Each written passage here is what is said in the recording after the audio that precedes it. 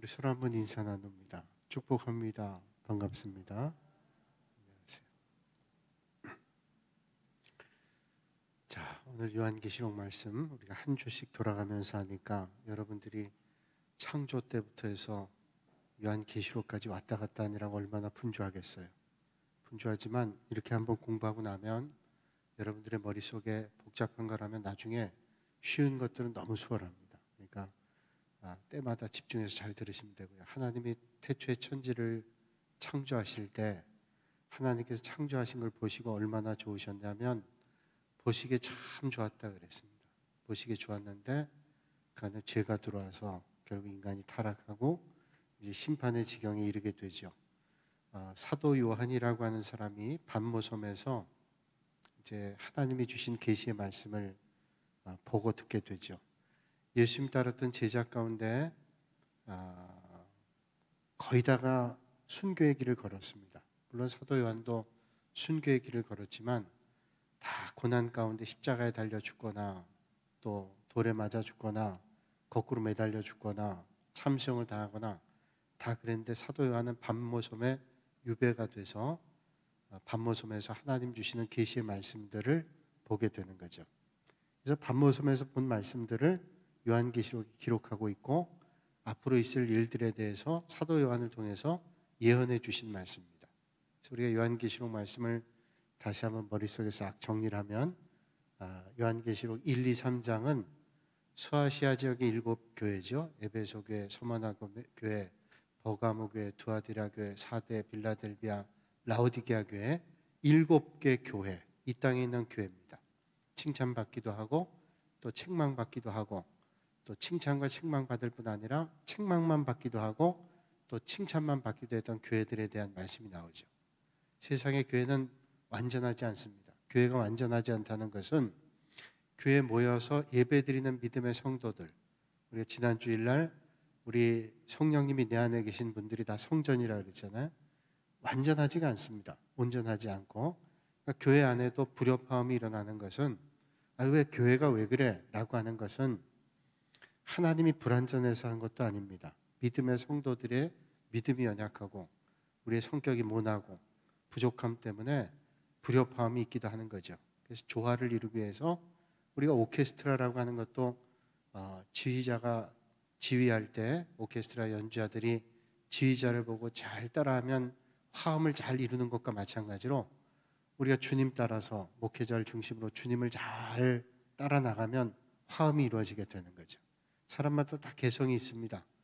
나는 뭐 저게 좋을 수도 있고 이게 좋을 수 있고 우리 정치적 성향도 있잖아요. 강대상에서 하지 말아야 될 것 가운데 하나가 정치적 성향을 표시한다는 게 상당히 조심스러운 겁니다. 제가 만약에 뭐 국민의힘을 지지하거나 더불어민주당을 지지하면 다 더불어민주당을 지지하겠어요? 다 국민의힘을 지지하겠어요?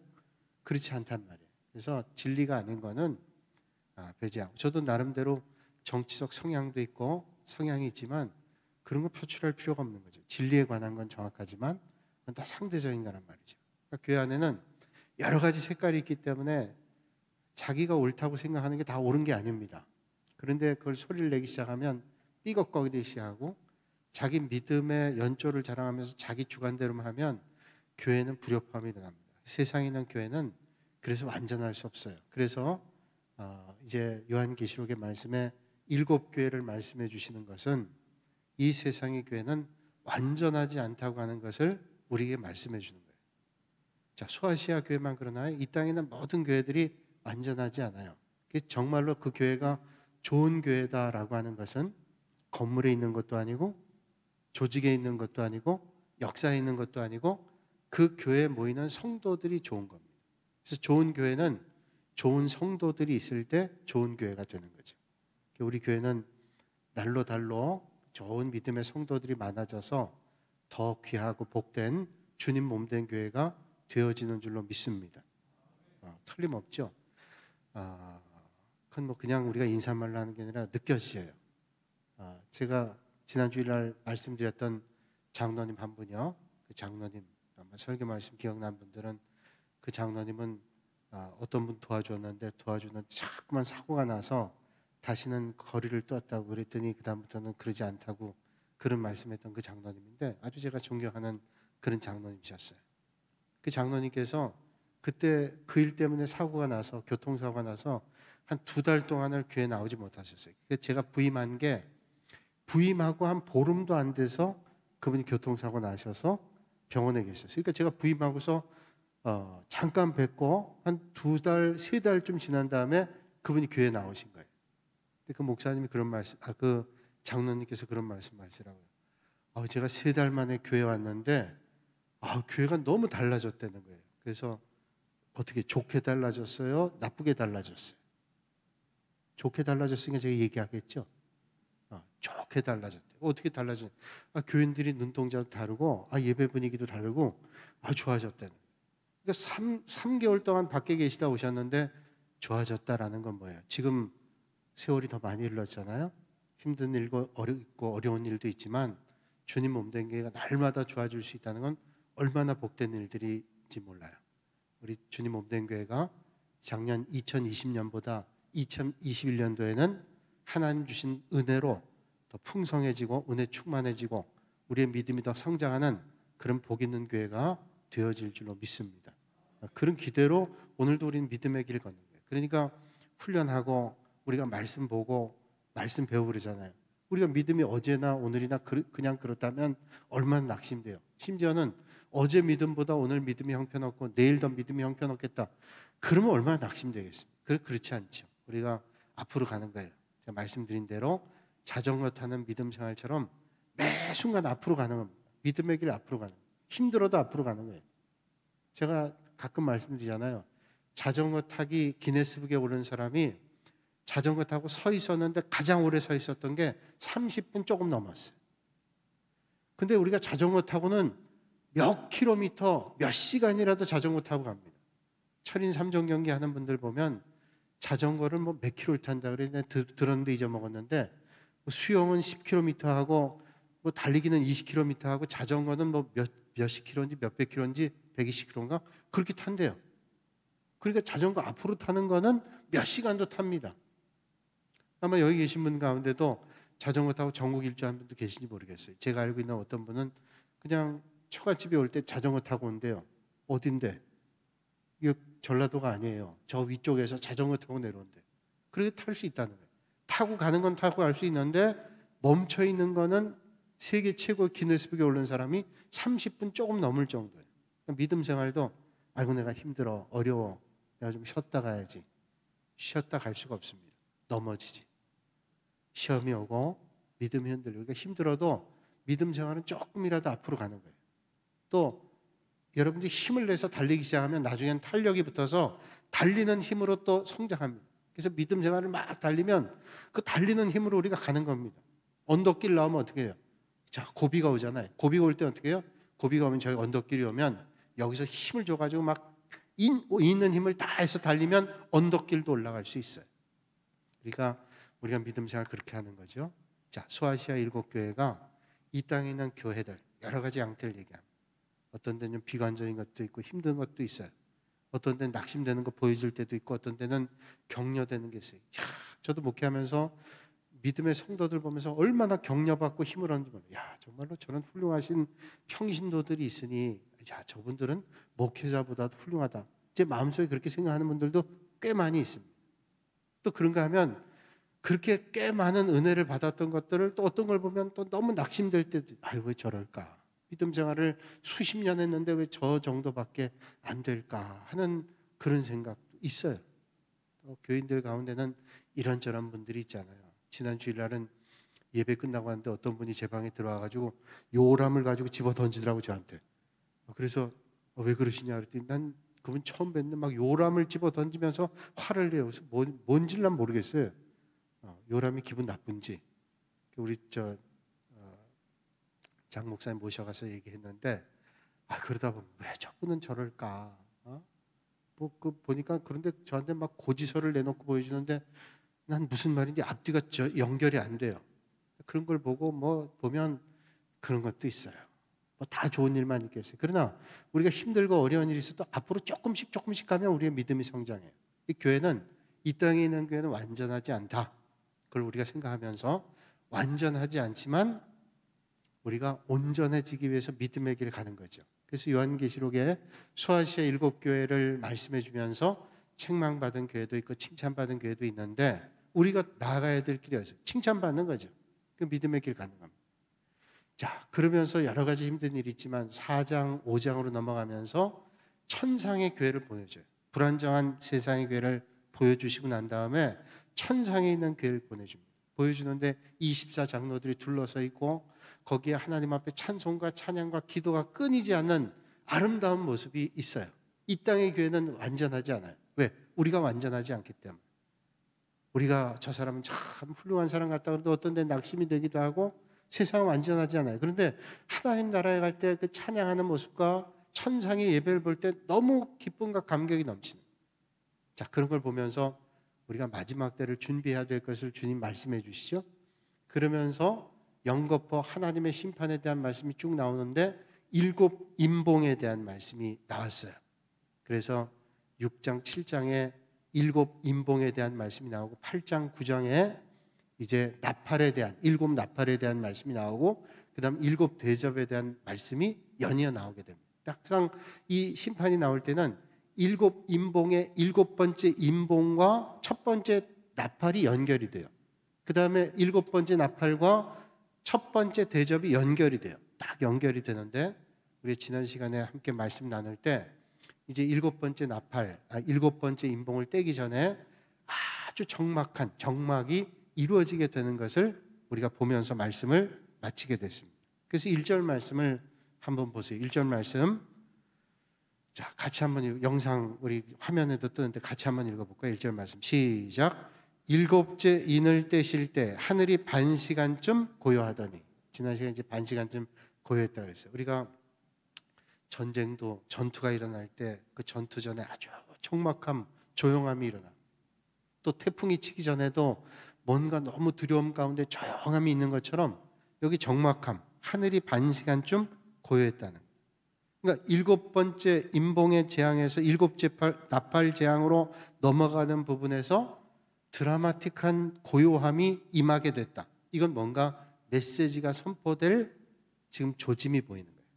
그러니까 아주 조용한 가운데 하나님의 메시지가 선포되는, 그래서 여기서 뭔가가 일어나는 그런 것들을 우리로 하여금 생각하게 하는 그런 말씀이에요. 긴장감을 더해요. 그 뒤에 나오는 말씀이 이제 기도와 밀접한 것을 말씀해줘요. 그래서 오늘 8장의 앞부분에 5절까지의 말씀에는 기도에 대한 말씀을 합니다. 그 다음에 7 나팔로 연결이 되는 말씀이 나오게 돼요. 2절 말씀 보세요. 2절 말씀에 내가 보매 하나님 앞에 7 천사가 서 있어 7 나팔을 받았더라. 자, 이 적막감이 끝난 다음에 7 천사가 서 있어서 7 나팔을 받아. 7 천사가 7 나팔을 받게 된다. 7 임봉이 끝나면서 7 나팔을 받게 되는데, 오늘 이 말씀에 대해서 유진 피터슨이라는 신학자가 그의 책 메시지에서 이 말씀을 이렇게 표현하고 있습니다. 제가 읽어드릴게요. 한번 들어보세요. 7째 봉인을 떼었을 때 약 반 시간 동안 하늘에 침묵이 흐른다. 이제 절정에 도달했다. 선과 악의 싸움이 제기되는 동안 경건한 1세기 그리스도인들이 로마 제국 전역에서 드린 기도가 하늘로 올라갔다. 대규모의 핍박과 조롱이 그들을 향해 퍼부어졌다. 그들에게는 무기도 투표권도 없었다. 돈도 별로 없었고 사회적 지위도 없었다. 그런데 왜 그들은 정신적으로 무너지지 않았는가? 왜 황급히 달아나지 않았는가? 그들은 기도했던 것이다. 하늘에 침묵이 흐른 것은 그 기도들을 듣기 위해서였다. 자, 침묵이 왜 침묵했냐? 왜 초대교회 공동체 믿음의 성도들이 그 핍박 가운데 도망가지 않고 그 자리를 떠나지 않았냐? 기도와 연관되어 있어요. 왜 침묵했을까? 기도와 연관됐다. 여러분, 핍박이 오는데 왜 믿음의 성도들이 도망가지 않았을까요? 하나님과 교제가 계속 있었어요. 기도했어요. 그리고 왜 그 침묵은 뭘 의미하는가? 그 침묵 가운데 하나님의 기도의 응답이 있다는 것을 말씀해 주는 거예요. 그래서 그 기도의 응답을 듣기 위해서 침묵하는 시간이었다는 거예요. 지금 이 반시간동이라는 것은 물리적인 시간이 아니라 기다림의 시간. 여러분, 기도라는 게 뭐예요? 기도는 우리가 하나님 앞에 우리가 아뢰는 겁니다. 하나님 앞에 기도하는 거죠. 하나님 앞에 올려드리는 거예요. 근데 기도는 하나님 앞에 올려드리는 거지만 하나님 앞에 올려드리는 것뿐만 아니라 기도는 하나님의 응답을 받는 시간이에요. 우리가 기도하는 가운데 하나님이 주시는 응답도 여러분 경험하잖아요. 여러분 기도를 많이 하다 보면 하나님 앞에 기도하는 가운데 하나님께서 주시는 메시지가 느껴져요. 틀림없이 이건 하나님이 주시는 거다. 이건 전혀 의심할 게 없어요. 그렇게 느껴지는 사건들이 있어요. 아마 기도하시면 그런 게 경험하실 거예요. 기도하는데 이거 틀림없구나. 이게 하나님께서 이러신. 그러니까 기도는 하나님 앞에 드리는데 또 한편으로는 기도는 하나님의 응답을 받는 시간이다라고 말씀하시는 거예요.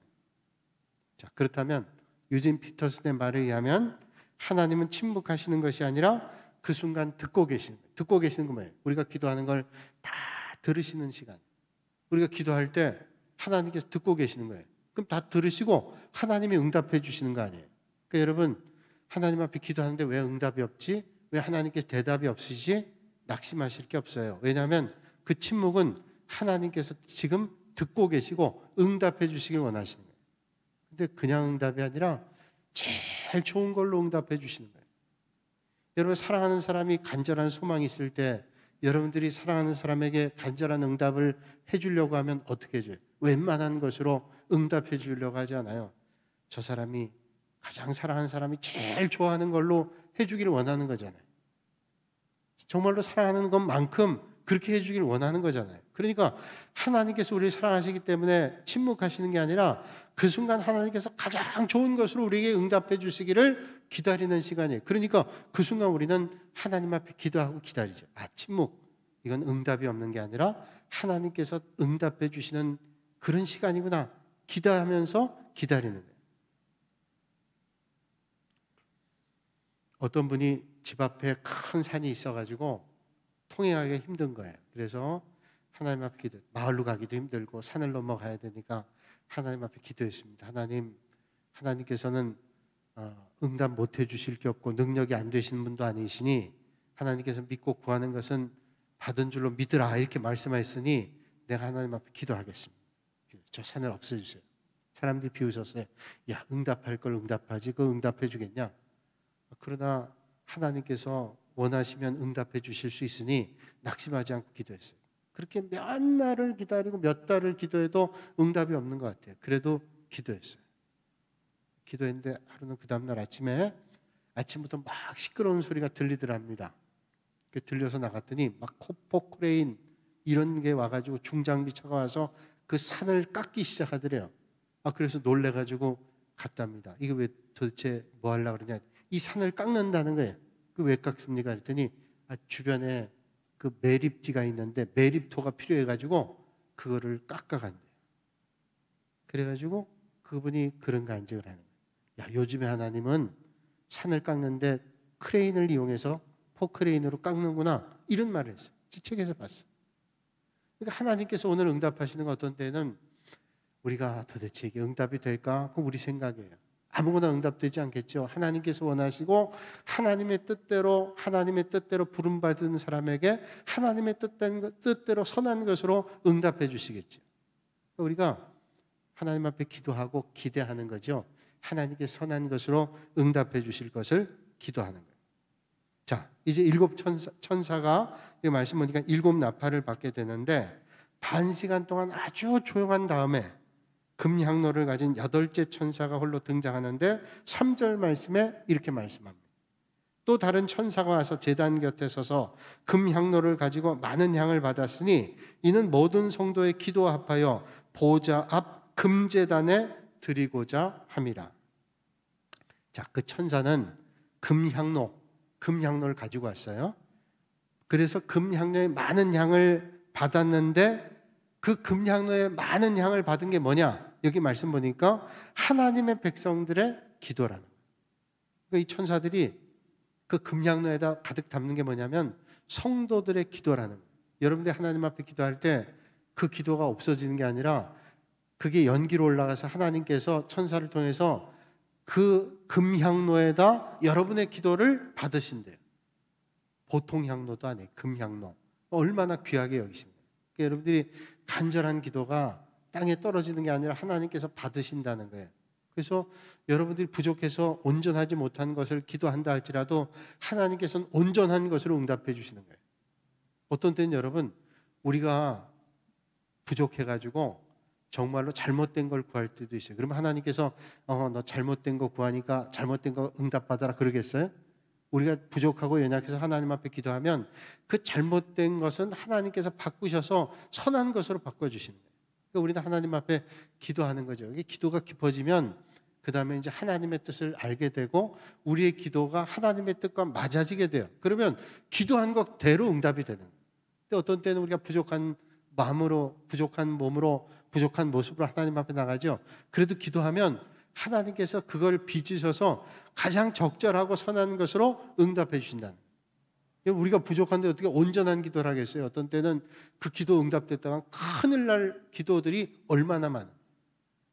여러분 그냥 삶의 자리에 집을 계약한다, 어떤 사업을 계약한다 할 때 그게 지금 볼 때는 아주 좋아 보여도 그게 계약하면 큰일 날 일들이 있을 때가 있어요. 하나님께서 그러면 그걸 막으시는 거예요. 그냥 막는 게 아니라 여러분 기도하잖아요. 하나님 이런 걸 저런 걸 준비하는데 하나님 앞에 기도하면 어떤 때는 하나님께서 우리가 생각한 것과 다른 것으로 막고 하나님께서 이끌어 주실 때가 있어요. 그러니까 우리가 우리의 능력으로 기도하면서 내 뜻대로가 아니라 하나님 뜻대로 기도하는 게 얼마나 옳은 기도인지 몰라요. 그래서 하나님이 선한 것으로 응답해 주시는 거예요. 그러니까 우리가 부족해도 하나님 앞에 기도하면 하나님께서 은혜를 베풀어 주셔서 기도하는 사람에게 가장 적절하고 선한 것으로 응답해 주시는 거예요. 그런 거 여러분 많이 체험하시잖아요. 내가 기도했는데 그때 기도했는데 그대로 응답됐더라면 참 큰일 날 뻔했다. 근데 기도했더니 하나님께서 놀랍게 선하게 그렇게 인도하세요. 우리가 흔히 얘기하잖아요. 철없는 아이들이 칼 달라 그러면 칼 안 준단 말이에요. 왜? 칼 줬다가 큰일 나잖아요. 그러니까 그거 응답받기를 원한다. 그대로 응답받기로 그러면 큰일 난단 말이죠. 그러니까 하나님께서는 기도하는 사람에게 더 좋은 것으로 풍성하게 응답해 주신다. 금향로로 주님께서 기도를 받으신다는. 그 받으시는 건 뭐예요? 그 받으시는 것은 응답해 주시기 위해서 금향로의 기도를 받으신다는 거예요. 그래서 천사의 손에 의해서 하나님 앞으로 이게 금향로가 올라갑니다.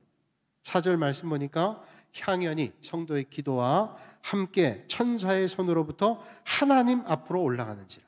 자, 우리가 하나님 앞에 올려드린 그 기도가 이제 하나님 앞에 드려지는 거예요. 그러니까 여러분 이 기도가 얼마나 중요합니까?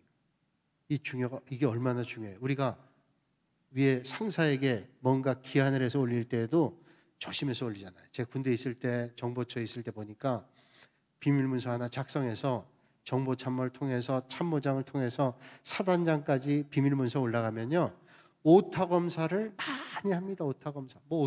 오타가 뭐 그렇게 큰 일이겠어요. 그러나 윗사람에게 올라가니까 오타 검사예요. 그래서 그 문서를 작성한 타이핑한 병사가 다 검사하고 자기가 할 때는 또 틀린 게 안 보여요. 그러니까 옆에 있는 병사들이 다 보고 그 다음에 또 정보과장이 한번 또 보고 정보보좌관이 한번 보고 그 다음 참모가 딱 받았을 때 참모가 또 이걸 확인하다 보면 또 나와요. 그럼 누가 이거 도대체 만들었냐?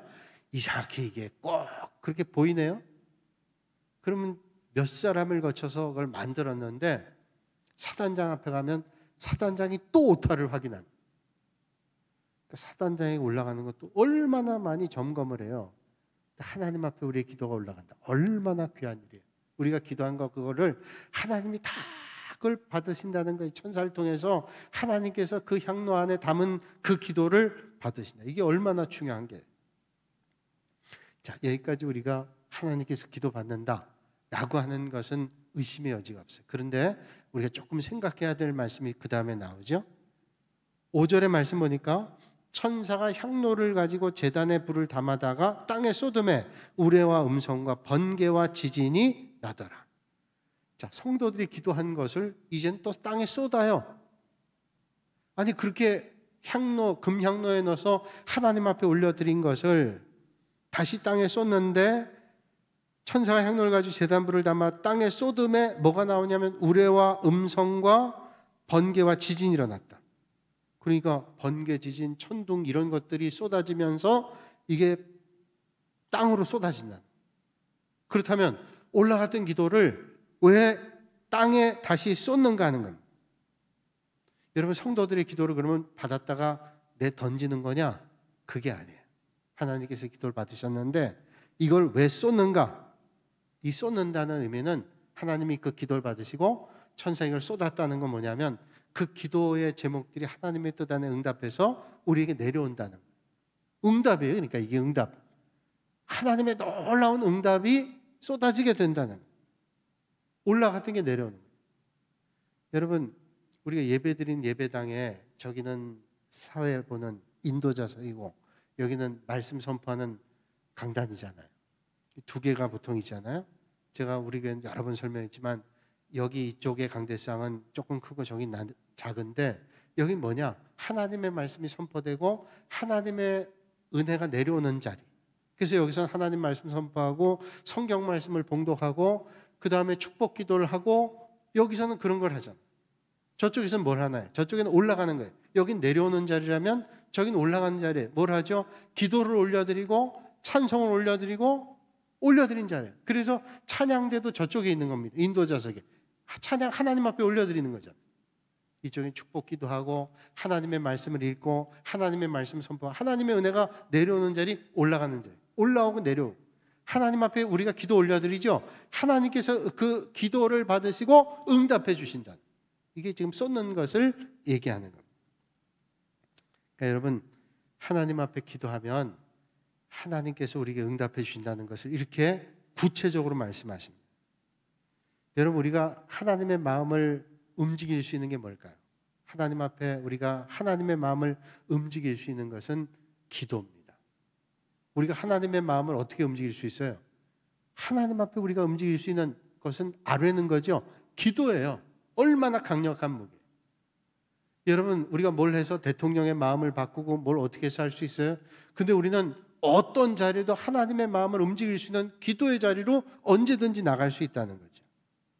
하나님은 혼자도 충분히 모든 일을 하실 수 있는 분이에요. 그런데 하나님은 모든 일을 혼자 하실 수 있는데 기도하는 사람을 통해서 하시기를 원하세요. 그러니까 오늘 우리가 기도하는 믿음의 사람들을 통해서 하나님은 하나님의 역사를 이루시기를 원하시기 때문에 오늘도 우리가 하나님 앞에 기도하는 사람을 통해서 하나님의 역사를 우리는 만날 수 있다는 거예요. 올해 여러분, 믿음의 자리에서 기도하시는 분들이 되셔서 하나님의 보좌를 흔들고 하나님의 응답과 역사를 이루어 나가시는 여러분들이 되시기를 주님의 이름으로 축원합니다. 그래서 간절한 기도가 하나님의 역사에 쓰임받게 되는 거예요. 어떤 신학생이요, 군대를 갔는데 이제 주일이 되면 예배 드려야 되잖아요. 그래서 하나님 앞에 기도했답니다. 뭐 군대 가서 예배 못 드리진 않잖아요. 다 예배 드리지만 사정상 예배 못 드릴 상황도 군대는 생기는 거예요. 그러니까 하나님 앞에 기도했어요. 간절히 기도했어요. 근데 이제 주일이 다가오는데 혹시 예배를 못 드리면 어떨까 이런 조바심이 생겨가지고 열심히 기도했는데 주일이 됐는데 근무로 인해서 자기가 근무 시간이 돼가지고 예배 드리기가 어렵게 된 거예요. 간절히 기도했습니다. 내가 이 근무 시간 때문에 예배를 못 드리게 되는데 하나님, 내가 어쩔 수 없으니 이러지 않고 하나님 누군가를 좀 보내주셔서 제가 예배 드릴 수 있도록 이런 문제들이 해결될 수 있도록 그 어려운 상황에도 기도하는 거예요. 여러분, 이거 필요해요. 이건 뭐 어쩔 수 없어. 뭐 안 되니까 그렇게 포기하지 않고 하나님께서는 길이 있으시니 해주실 수 있으니 하나님 이 어려움들이 좀 해결될 수 있도록 기도하면서 응답을 기다린다. 이게 중요한 거예요. 이 신학생이 하나님 앞에 그렇게 기도했대요. 근데 그때 근무를 나가게 됐는데 이제 위에서 지시가 내려온 거예요. 의무적으로 종교의식에 참여하도록 몇 명씩을 보내라. 이제 저기 육군 훈련소에 가보니까 육군 훈련소에도 예배당이 있고요. 원불교 예배드린 장소 있고요. 천주교 예배 장소 있고요. 불교를 뭐라 그래요? 불교 그 종교의식하는 장소가 있어요. 법당 다 있어요. 거기에서 군목도 있지만 군 신부도 있고 또 원불교 그 사관도 있고 다 있어요. 군승도 있고 군수님도 있고 다 있단 말이죠. 근데 이제 예배 못 나가고 이런 거 종교의식 못하는 사람들이 의무적으로 몇 사람씩을 꼭 보내라고 지시가 내려왔어요. 그러면 근무하고 작업을 주일날 하는데 다 예배 드리러 가고 법당 가고 성당 가고 그러면 누가 근무하기를 원하겠어요? 그래서 자, 교회 갈 사람, 절에 갈 사람 해가지고 지휘관이 테스트를 하는 거예요. 교회 다니는 사람 뭘로 테스트 하겠어요? 주기도문 외봐. 십계명 외봐 그러면 아마 여기서도 떨어질 사람 많아요. 주기도문, 사도신경 적어도 외니까 주기도문은 외는데 주기도문은 한자도 틀림없이 외야 된다. 신학생이라도 갑자기 그러니까 덜컥 겁이 나는 거예요. 이거 틀리면 안 되는데, 내가 예배당 못 가면 안 되는데, 정신 똑바로 차리고 하나님 도와주세요. 그리고 주기도문을 다 하나도 틀림없이 외대요. 그래서 넌 예배당 가라. 첫 번째 예배당 가고 그 다음부터는 주일날 작업에 들어가지 않도록 이 사람은 예배당 가는 사람으로 아예 빼놓은 거예요. 그 신학생이 그런 얘기예요. 하나님께서 간절한 기도를 하나님이 외면하지 않더라. 저는 그 믿어요. 여러분, 어떤 삶의 자리에 방해가 있고 어려움이 있고 장애가 있다 할지라도 하나님의 도우심을 구하셔서 간절함으로 하나님의 인도함을 받으실 수 있는 여러분들이 되시길 바랍니다. 간절함은 뭐냐면 우리가 여러분 주님 말씀하시죠. 기도할 때 중언부언하지 말라 이런 말이 있잖아요. 여러분 간절하게 기도한다는 건 바꿔 얘기하면 중언부언하는 기도를 하지 않은 게 간절한 기도예요. 중언부언 뭐예요? 한 소리 또 하고 한 소리 또 하고. 그럼 우리가 기도할 때 한 소리 또 하고 한 소리 또 하고 하잖아요. 우리 기도할 때 어떤 때는 응답 받을 때까지 기도하잖아요. 그 중언부언이라는 말은 한 말을 또 해서는 안 된다 이런 말이 아니라 아무 의미 없는 말이에요. 별로 자기 마음속에 담지 않는 말들을 계속하는 게 중언부언이에요. 그러니까 마음에 없는 기도. 바꿔 얘기하면 믿지 않는 기도예요. 말은 하는데 믿지 않아요. 그건 중언부언이에요. 반복하는 게 중언부언이 아니라 문자적으로는 반복하는 거라고 할 수 있지만 그 의미 뭐냐 하면 믿지 않고 하는 기도예요. 여러분 기도하는데 믿지 않고 하는 기도 있어요. 응답하든 말든 그런 기도를 하나님께서 들어주시겠어요? 그러니까 주님께서 그런 기도 하지 말라 그런 말이에요. 또 하나는 어떤 의미냐면 진실하지 않은 기도예요. 진실하지 않은 기도는 뭐냐면 외식하는 기도. 하나님 앞에 기도하는데 하나님 앞에 올려드린 기도가 아니라 사람에게 들으려고 하는 기도예요. 그 하나님 받지 않죠. 왜? 사람에게 하는 기도인데 하나님 받으세요?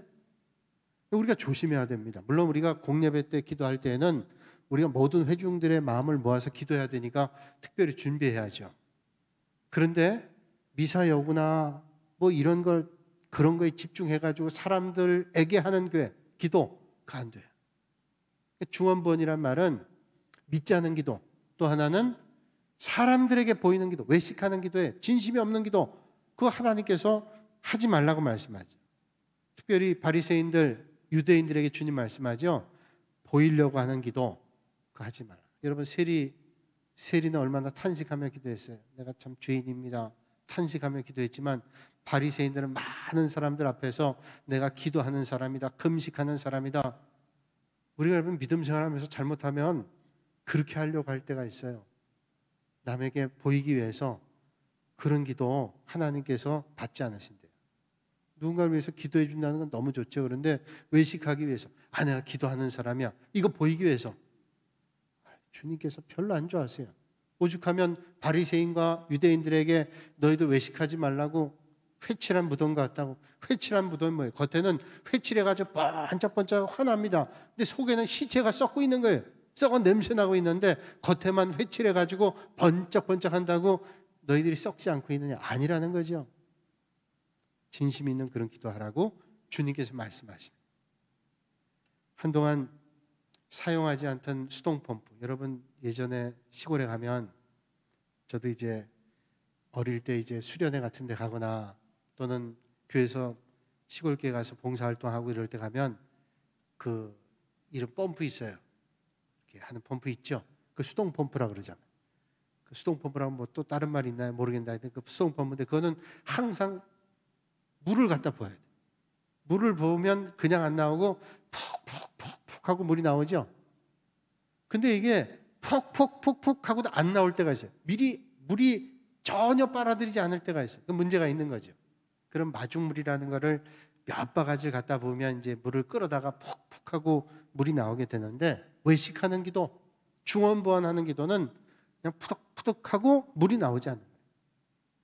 그런데 진심으로 간절하게 하는 기도는 뭐예요?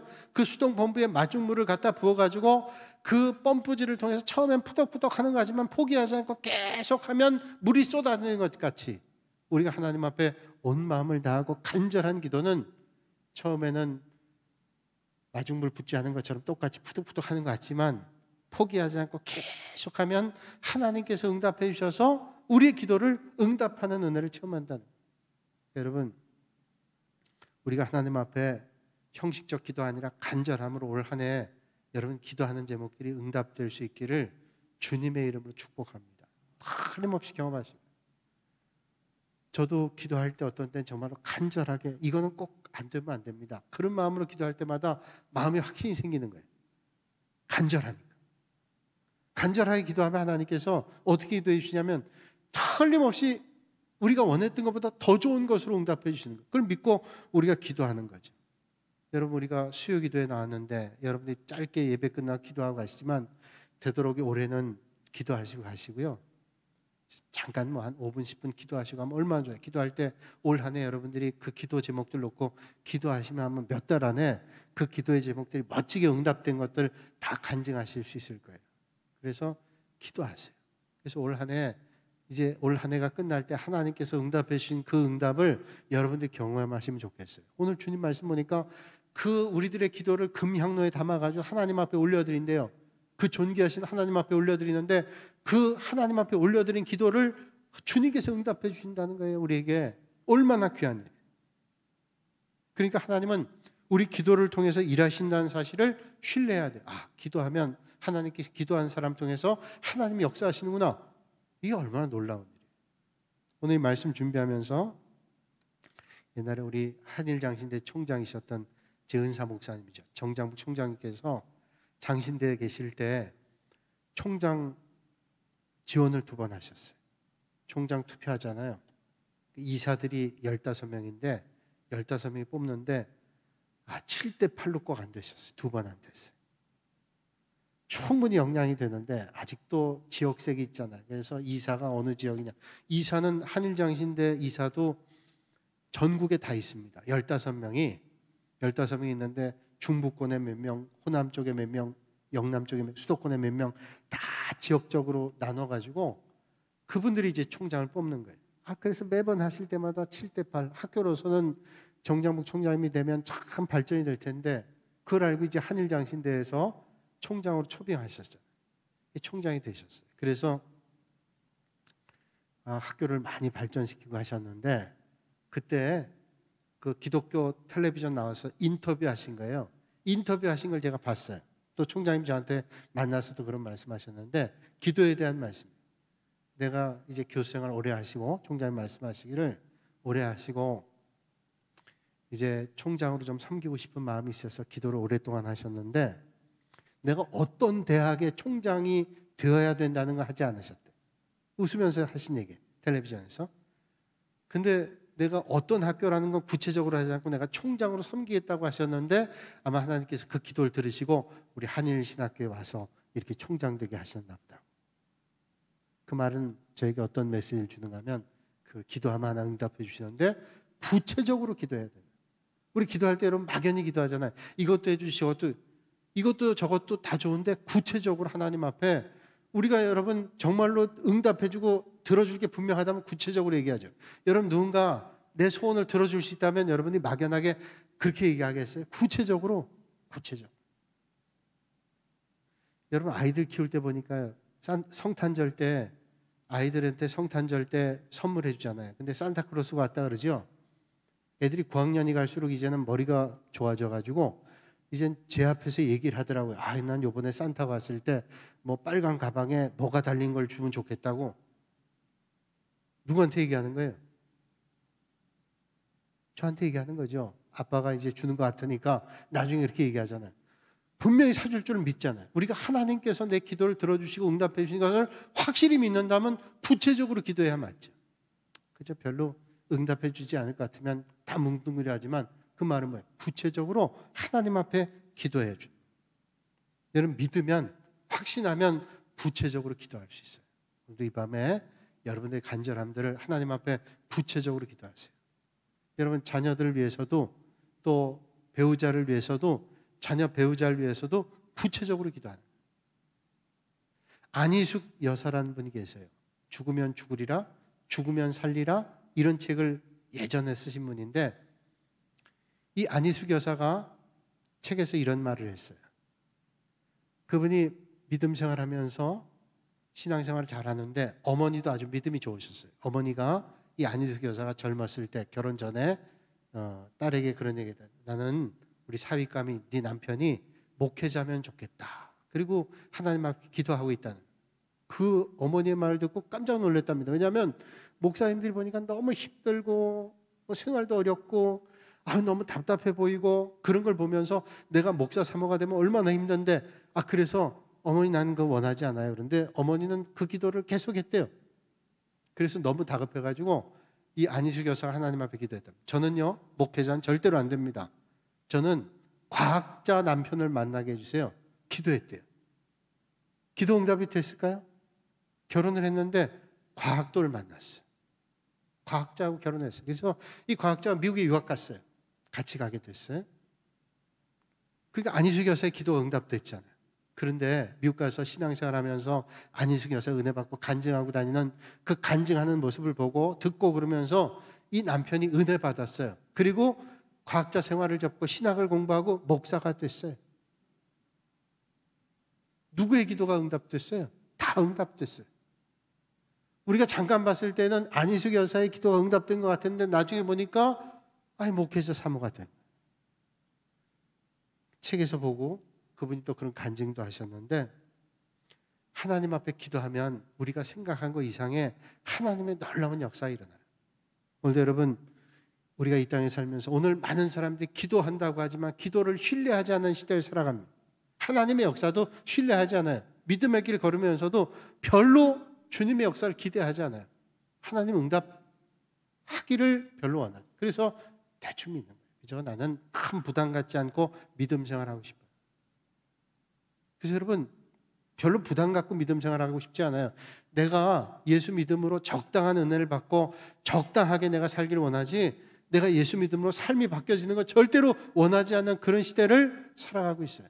그래서 도널드 맥갈로우가 오래전에 쓴 책 가운데 하찮아진 하나님이라는 책에서 그런 얘기하죠. 내가 주님 때문에 내 피부 색깔이 바뀐다든지 내가 주님 때문에 이 인생의 길이 바뀐다든지 절대로 그런 거 원하지 않고 그저 주님께 기도함으로 따뜻한 햇빛을 쬐일 정도로 따뜻한 우유 한 잔 정도로 그런 은혜만 받기를 원합니다. 그게 어쩌면 많은 사람들이 신앙의 앙태인지 몰라요. 내가 필요한 만큼만이지 내가 예수님 때문에 헌신하고 결단하고 삶이 바뀌고 그러기를 원하지 않는다. 오늘 8장의 말씀은 그런 말씀이에요. 하나님 앞에 모든 성도들의 기도가 향으로 올라가게 되고 그게 임하게 된다는 거예요. 그러니까 그 기도가 중요하다. 마지막 때 그런 믿음의 길을 걸어야 된다 말씀하고 있습니다. 오늘 우리가 아무리 힘들고 어려운 현실을 만난다 할지라도 중요한 것은 다 문이 닫혀 있다 할지라도 하늘의 문은 열려 있다. 여러분 이거 꼭 잊지 마세요. 세상의 문이 다 닫혀도 하늘의 문은 열려 있어요. 여기도 닫혀 있고 저기도 닫혀 있는 것 같죠? 근데 우리는 하늘 문을 두드리면 열 수 있어요. 여러분 오늘도 이 밤에 여러분 삶의 자리 힘들고 어렵다 할지라도 하늘 문을 여시고 하나님의 역사하심을 만날 수 있는 여러분들이 되시기를 주님의 이름으로 축원합니다. 거룩하신 아버지 하나님, 오늘도 이 밤에 저희를 불러주시고 하나님을 예배하게 하시니 감사를 드립니다. 마지막 때 우리 하나님 앞에 기도할 때 확신 가지고 신뢰하며 믿음의 길을 걷게 하시고 하나님 기뻐하시는 믿음의 자리에서 날마다 살아갈 수 있는 믿음의 성도들 되게 하여 주시옵소서. 이제 내일부터 설 명절에 들어갑니다. 우리 믿음의 성도들 믿음을 잘 지켜주시고 또 오가는 길 평안하게 하시고 어디에 있거나 믿음 안에 흔들리지 않는 믿음의 자리에서 기도의 사람, 은혜의 사람 되게 인도하여 주시옵소서. 예수님의 이름으로 기도하옵나이다. 아멘.